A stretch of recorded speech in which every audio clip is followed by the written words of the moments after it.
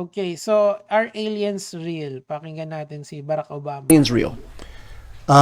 They're real, but I haven't seen them, and they're not being kept in what is it? Area 51? Area 51. There's no underground facility unless Nakakatawa yung mga memes dito. Tingnan nyo to. Ayan. Oh. We never said underground. there's this enormous conspiracy. So let's talk first about dun sa sinabi niya, ha? Kasi ika-clarify niya yan dito sa ano ba yan? Okay, here. Barack Obama has just clarified the universe somehow kept self. They're not hidden in Area 51, and there's no how kept this from the president. Now Obama says his comment was about probability. Okay, so what he's talking about there is yung Drake equation na tinatawag. So the Drake equation is an estimation of the probability of if there is life out there. So according to the Drake equation, the Drake equation says that there is a non-zero chance na merong life out there on how vast the universe is. Okay, mamaya, let's talk about scale sa ating sangkatauhan and how we experience distance. But first, let's talk about muna yung Drake equation. Ngayon, ang Drake equation is not proof of alien life. It is an estimate. It's a mathematical model that shows that there is life out there. Now, let's talk about life. Kasi pag sinabi mong life in a scientific manner, it's just saying that it's moving, breathing, existing. Ganun lang siya ka-simple. Wag niyo munang isipin yung mga aliens na yung mga Mr. Spock na ganyan, hindi. We're talking about simple-based life forms. Kasi, halimbawa, yung mga single cell na species, merong mga ganon. Most likely in the universe, merong ganong mga sa sanglibutan na yan, di ba? So, but again, life has to be, kasi yung existence kasi ng life has to be in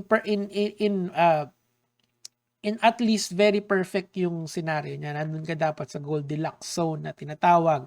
You're orbiting a binary star na tinatawag. Or sa atin, we are orbiting yung sun. Tama ba ako? Yeah, we're orbiting the sun. So, nasa Goldilocks zone tayo. Some people misconstrue that as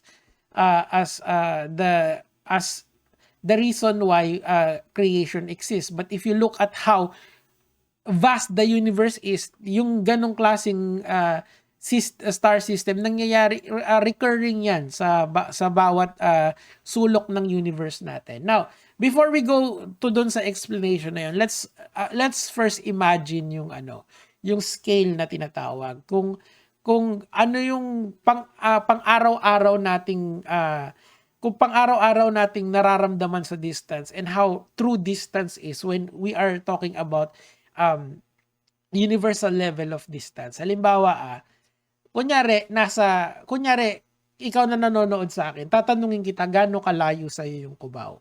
Of course, iba-iba yung sagot sa akin. Kasi nga, iba-iba tayo ng experience kung paano pumunta ng Cubao. Kunyari, ikaw na nakikinig sa akin, sasabihin mo, 30 minutes lang Cubao sa amin, lalakarin ko dito, sasakay ako ng jeep, and then magta-tricycle ako, all of this. Okay, so, etong Cubao na to, pero, ang point ko rito, kahit nasaan ka sa Pilipinas, alam mo kung gaano kalayo sa iyo yung Cubao. You have an idea of how to get there in Cubao. Pinili ko yung Cubao kasi yun yung parang center point ng lahat ng nakikinig sa akin sa demographics ko dito sa Luzon. So, palagay ko, kung taga QC ka, taga Antipolo ka, taga Manila ka, taga kung saan ka man, most likely you have an understanding of how to get to Cubao. How about going to the moon? Do you have an idea of going to the moon? Or ganito na lang, going to Mercury, kasi ang Mercury medyo malapit. Hindi Mercury drugs, yung Mercury na malapit sa araw. Do you have an idea on how to get there?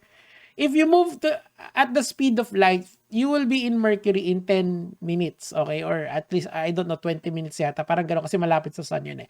Point there is that, you have to move at the speed of light. Gaano ba kabilis ang speed of light? Mabilis-bilis yan. C times 3, C is approximately 2.99999 times 10 to the 8 meters per second. So, okay.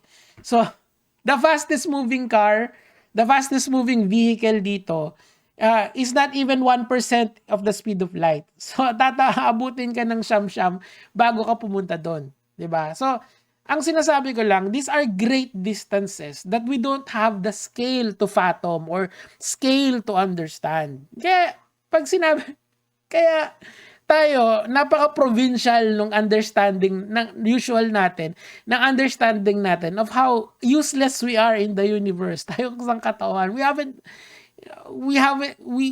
not even there. Ngayon, ang sinabi ni Obama dito, balikan natin yung sinabi niya.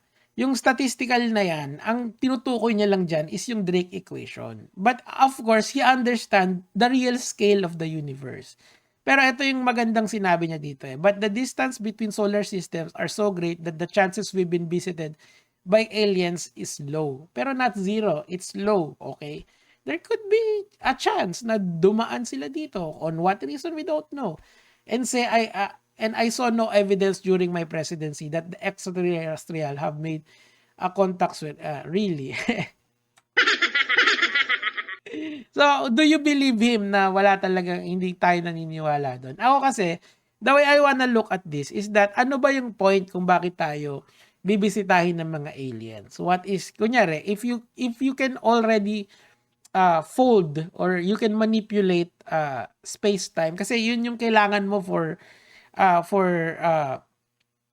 intergalactic travel. You can manipulate space-time in such a way kasi one reason kung paano ka makakapunta doon is that you think of space as a rubber sheet na ganon, that you can connect one point to another na mas mapapabilis yung distance mo without even going to the speed of light. So that is one reason, one way of going from covering great distances.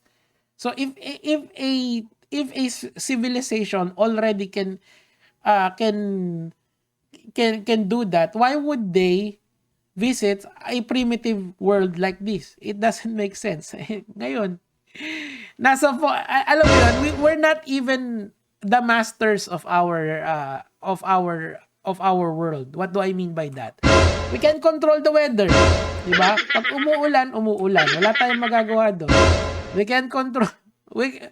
Nagtatalo-talo tayo sa energy consumption natin. Paano ko nasabi yun? Kasi nga, hanggang ngayon, nagre-rely pa rin tayo sa mga patay na dinosaur, patay na halaman. Di ba? Yung malamang may buhay pa bang dinosaur? Yung fossil fuel, di ba?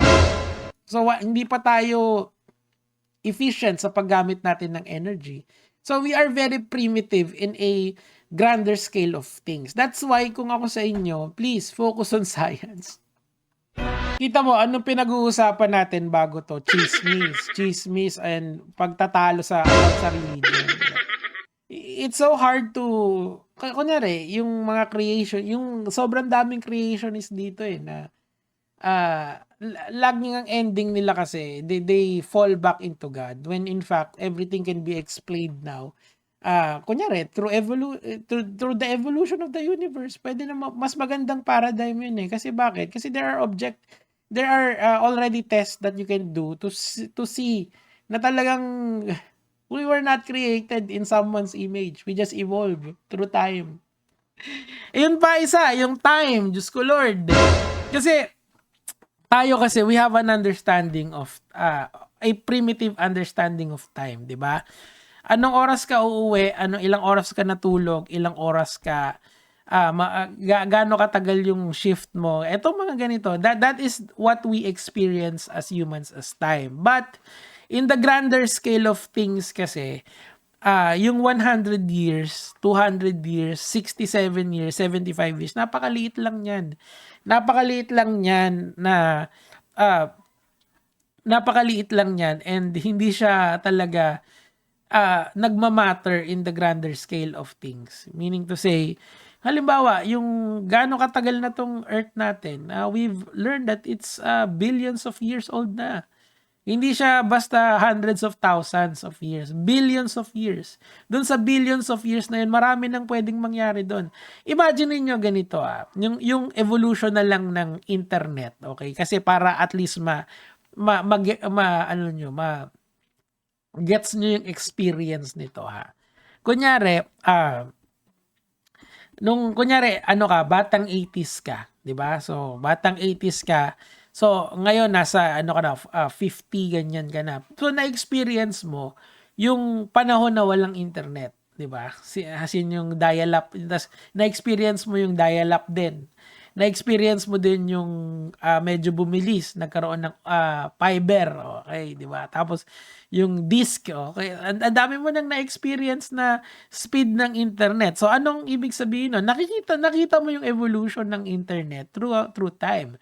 And it did not take overnight for that to evolve. It took years na nandito kayo ngayon, nanonood sa isang teacher na YouTuber na nagtuturo about how evolution works, 'di ba? So can you just imagine yung mula noon hanggang ngayon, yung evolution nun, 'di ba ang tagal nun? Imagine, kasi nga meron tayong control, at least meron yung humanity nun has a semblance of control over what we can invent. Okay, basta maisip natin, alam natin kung yung fundamental science behind it, we can invent it. Pero what about life as we know? We don't have control over life as it evolves. Ngayon lang tayo nagkakaroon ng semblance of control. We can now control or prevent disease. Pero noon wala. So we gamble about through evolution. Ganun. Kasi if there was really a grand design of things, di sana nandito na tayo sa final form agad natin. Di ba? Wala. We're still evolving as a civilization. Ngayon, ano na yung next step ng evolution natin? Super intelligence with AI. Meaning to say, there would come a point na yung intelligence natin magiging obsolete. Tama, kasi ganun yung trajectory niya eh. Sana wag naman, 'di ba? And alam ko meron pang study ngayon na nakita ko nito sa internet that yung Gen Zs ngayon are lesser yung Flynn effect did not affect sa current generation ngayon. It is what it is, 'di ba? Yun lang yung sinasabi ko sa inyo, mga lods. Please, life is so wonderful. Life is so mysterious. Huwag niyong ikahon yung pag-iisip niyo. Lawakan niyo lang. And accept what you can accept and debunk what you can debunk. Pero yung mga paniniwala ng mga ibang tao, huwag niyo nang pansinin yun. Wala lang kayong mapapala doon. Ito yung pag-usapan natin. Maganda to eh. Ako, kanina ko pa pinanonood si Barack Obama. Sana may manood dito kahit 1,000 lang. Anyway, yun lang naman po yung sa akin for today, Gege, mga loves.